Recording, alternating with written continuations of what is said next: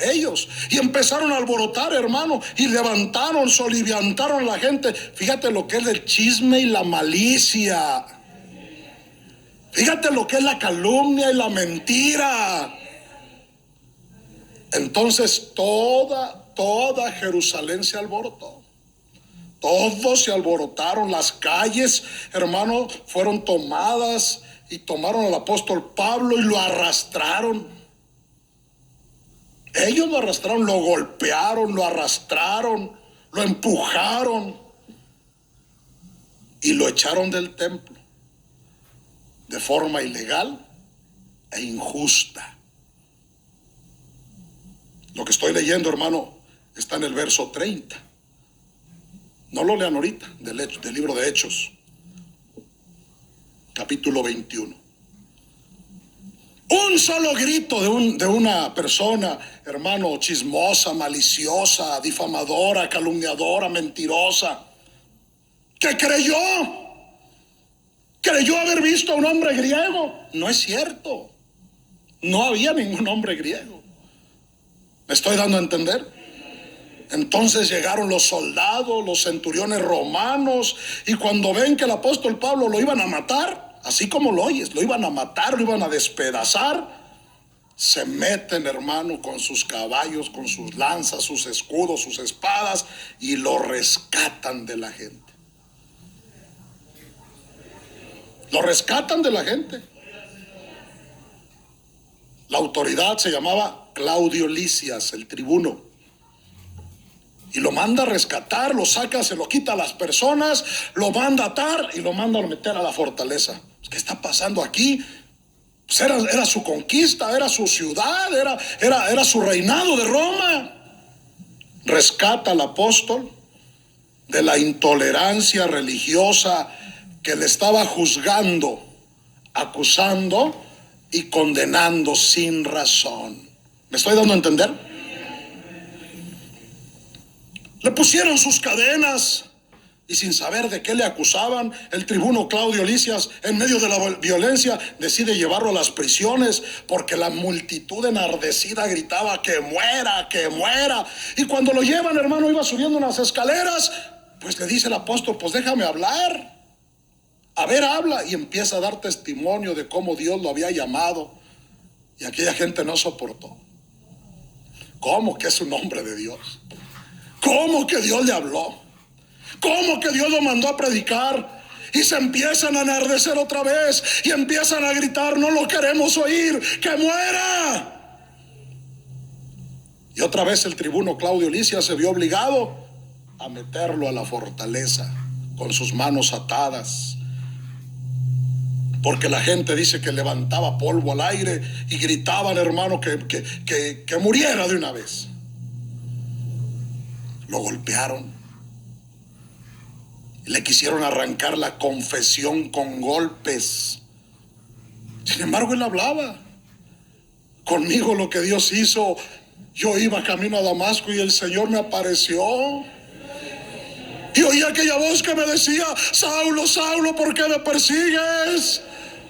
Y lo volvían a golpear y él decía lo mismo, porque él era apóstol de Dios.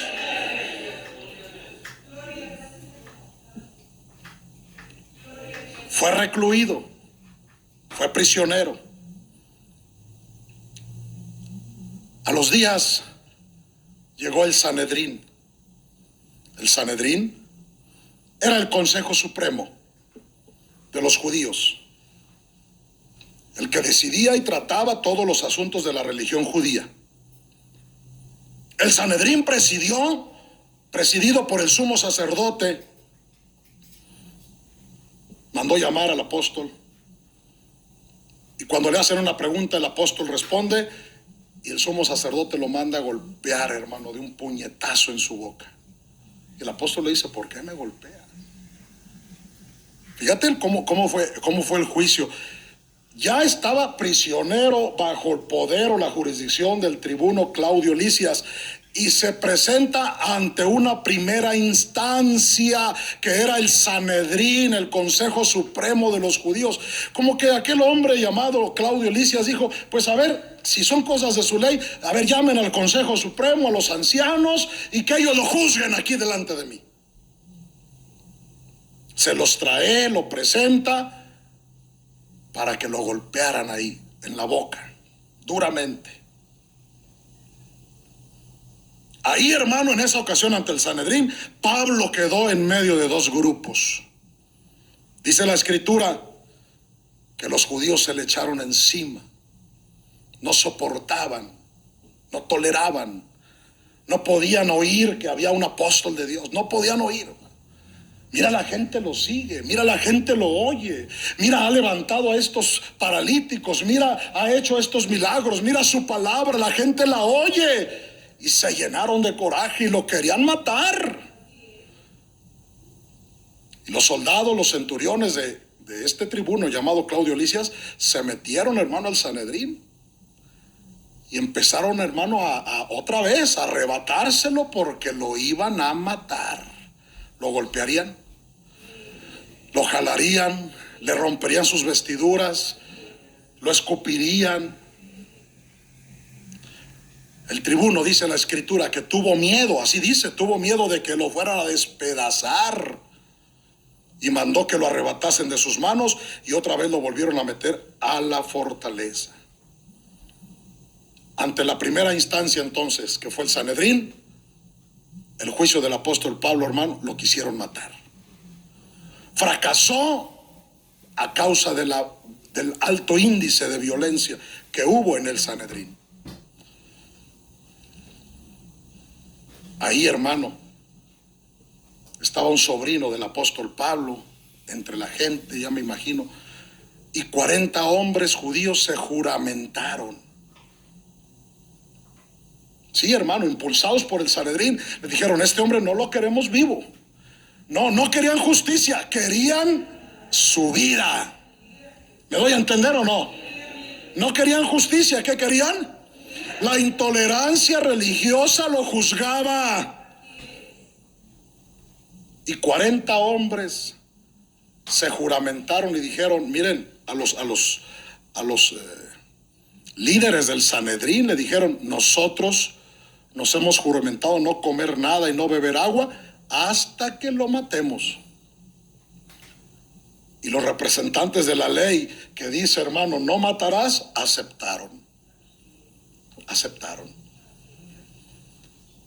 Pero yo, un sobrino del apóstol, y pidió hablar con él, le dijo: he escuchado a estos hombres que tienen una celada contra usted, lo quieren matar, dicen que lo van a hacer venir al tribuno y en el camino van a salir y le van a quitar la vida. Anda y díselo al tribuno, le dice Pablo. Y va aquel jovencito, hermano, y le dice al tribuno: me mandó Pablo y le traigo un mensaje para usted, y le platica todo el complot que había. Y por la noche, de madrugada, esa noche, 200 soldados, 60 lanceros, algunos caballos, saquen a este hombre y llévenselo a Cesarea. Ante Félix, ya no fue el tribuno, ahora una instancia, llévenselo a Félix, el gobernador de la provincia. Y así, hermano, 2, 3 de la mañana, lo sacaron en secreto, bien resguardado, 200 hombres.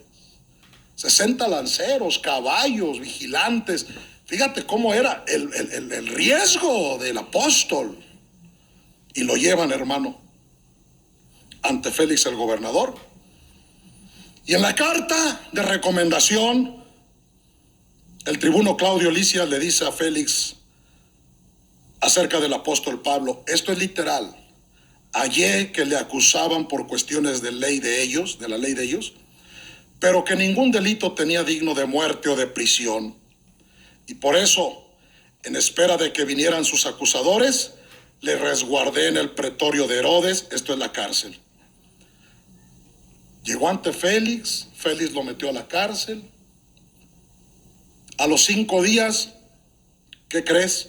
Vinieron los mismos acusadores. Óyelo, los mismos testigos. ¿Vino todo el pueblo? No.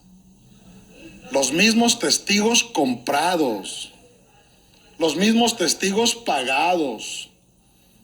Las mismas autoridades que querían su muerte, que consintieron con el complot de los 40 que se juramentaron. Y entonces ante Félix, el apóstol Pablo es puesto otra vez, como se dice, en el banquillo de los acusados, y empieza a escuchar las acusaciones. Óyelas, óyelas. No lo leas, pero están en Hechos 24, 5 y 6. Lo acusaban, este hombre, dice, este hombre es una plaga. ¿Es algo bueno una plaga? No. Es promotor de sediciones entre todos los judíos por todo el mundo. Cabecilla de la secta de los nazarenos, que además profanó el templo. Como ustedes pueden ver, estas fueron las acusaciones. No existe ningún delito en sí. Únicamente cosas que ellos imaginaban, lo que otros calumniosos, difamadores habían dicho, y que creían que aparecerían miles iban a llegar a acusar al apóstol. Eran 2 o 3 los mismos. Y compraron a un orador llamado Tértulo para que hablara con elocuencia por ellos. No van a venir miles. ¿Y dónde estaban los miles? No había. Sin embargo, siempre los mismos. Otra vez, es conveniente subrayar que ninguna de esas acusaciones era cierta. Solo eran rumores y chismes que se habían esparcido a causa de la intolerancia religiosa de aquella época. Pasaron, hermano, 2 años, óyelo, 2 años. Y Félix el gobernador no hizo más. Aplazó el caso innecesariamente. Y de acuerdo a la palabra de Dios, quería que Pablo le diera cohecho, que le diera dinero, y lo mandaba a llamar a ver si Pablo le diera soborno para que lo librara. Sin embargo, contraviniendo toda justicia y términos legales de aquella época, lo mantuvo 2 años.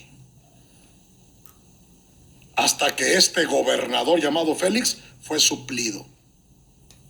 Y lo suple un hombre, otro gobernador llamado Porcio Festo. Y entonces, fíjate, después de haber sido juzgado y que Félix supo que no había ningún delito, ¿lo retuvo cuánto tiempo? Llega Porcio Festo, el nuevo gobernador, y queriéndose congraciar con los judíos, no solo retiene otra vez al apóstol, sino que promueve que sea juzgado 2 veces. Óigalo, la iglesia. Después de 2 años de haberlo retenido injustamente porque era inocente, vuelve a iniciar el nuevo gobernador llamado Porcio Festo un nuevo juicio. Y dice en Hechos 25:5, los que de vosotros puedan, le dijo al pueblo de Jerusalén, desciendan conmigo a Cesarea. Y si hay algún crimen en este hombre, acúsenle. Otro juicio. Ya Félix no había encontrado nada. Porcio Festo sabía que era inocente. ¿Y qué promovió? Dígalo la iglesia. Otro juicio. Fue juzgado doblemente. Aquí es bueno analizar que habían transcurrido 2 años desde que el gobernador anterior, Félix, le había juzgado sin encontrar delito o crimen en el apóstol Pablo. Y habiendo recibido el mismo testimonio del tribuno Claudio Lisias, ¿no te acuerdas de él?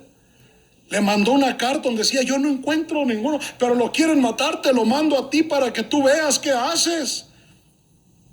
En el sentido de que Claudio Lisias le escribió en el sentido de que no encontraba ninguna falta grave en el apóstol Pablo. En este contexto de irregularidades y con la certeza en ellos de que el apóstol Pablo era inocente, el apóstol Pablo fue nuevamente juzgado y acusado con supuestas acusaciones graves. Oye, iglesia del Señor, esto, ¿con supuestas qué? Y la iglesia es madura. Óigame bien. Dice el verso 7 de Hechos 25, yo lo leo, permítanme. Lo rodearon los judíos que habían venido a Jerusalén. Ya estamos hablando del doble juicio. Lo rodearon los judíos que habían venido de Jerusalén, presentando contra él, o sea, contra Pablo, muchas y graves acusaciones, las cuales no podían probar. Ya desde entonces, hermano, lo que se llama la carga de la prueba, como hoy también en este tiempo, porque repito, Roma fue la base de las instituciones jurídicas que hoy conocemos. El derecho que hoy tenemos nos viene de Roma. Y el que acusa debe probar. Sí, hermano.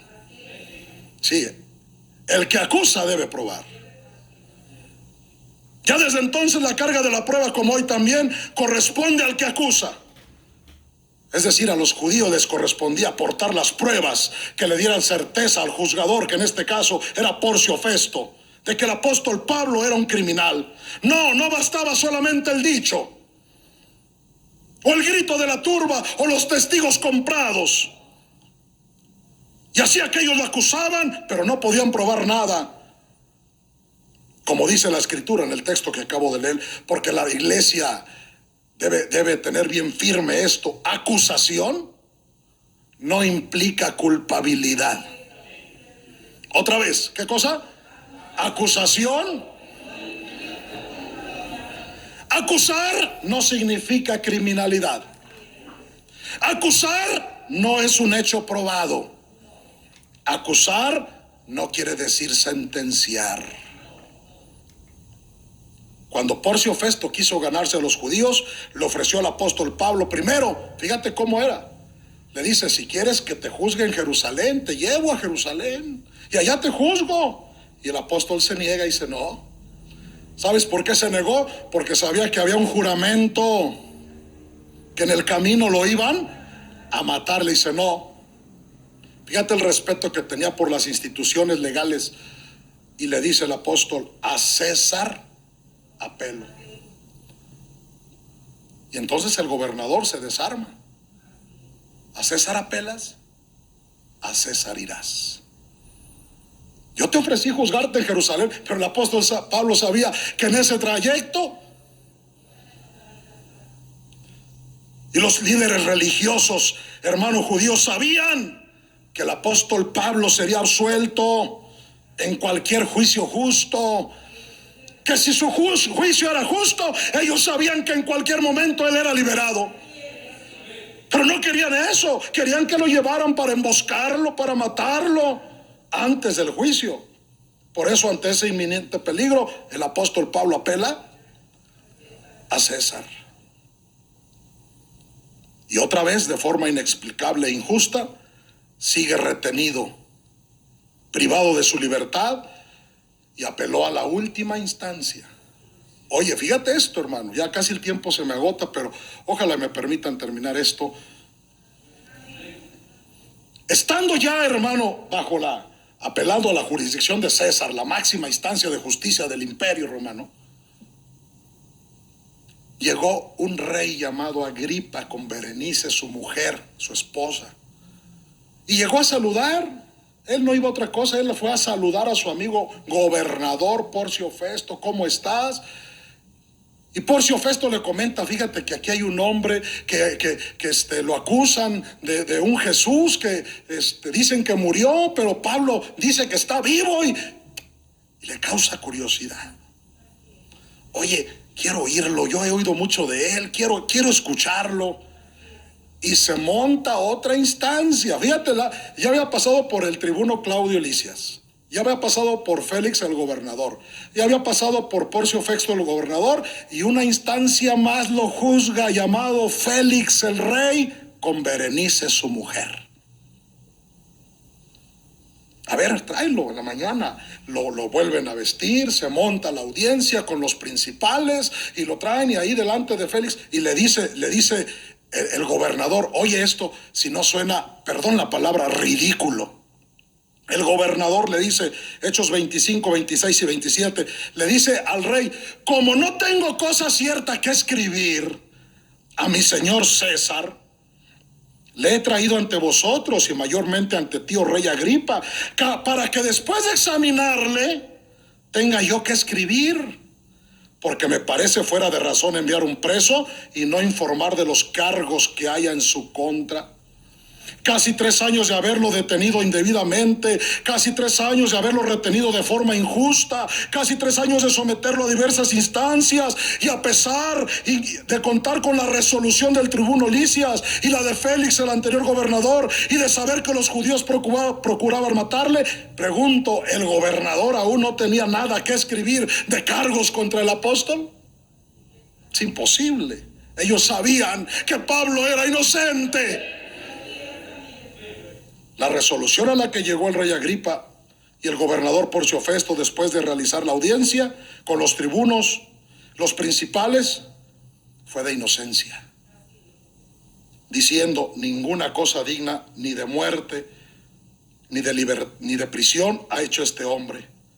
¿Podía este hombre ser puesto en libertad si no hubiera apelado a César?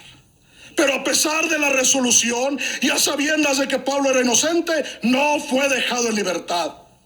A pesar de no encontrar la comisión de ningún delito, únicamente por cuestiones procesales injustas fue retenido indebidamente. Había elementos suficientes para dejarlo libre y no lo hicieron por haber apelado a César.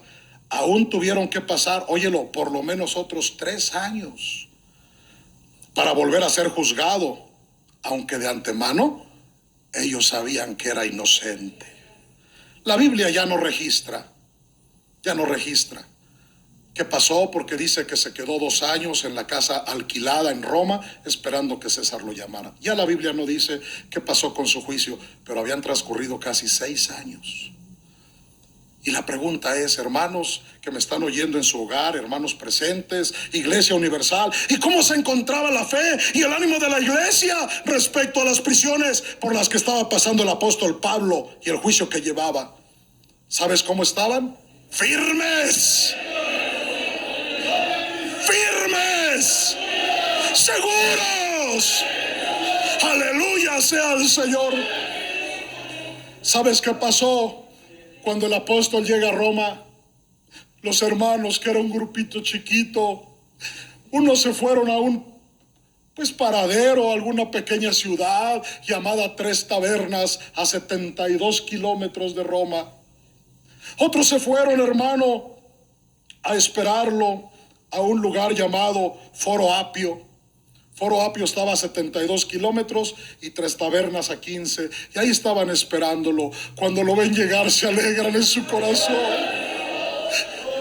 ¿Cómo? Venía en cadenas.